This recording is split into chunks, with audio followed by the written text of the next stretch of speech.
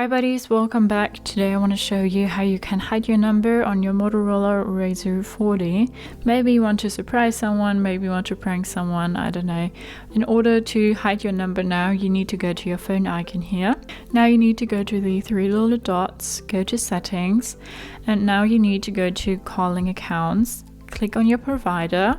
Now you need to go to additional settings, and now you can click on caller ID and say hide number.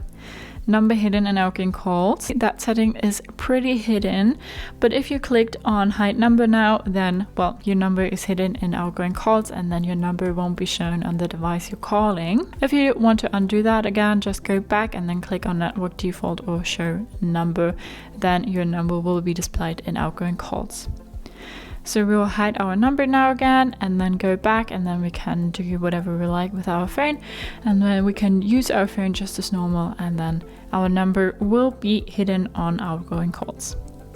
So that's how you can hide your number on your Motorola Razr 40. I hope you liked it, hope it helped. If so, thumbs up, share and subscribe, and I hope to see you next time. Bye.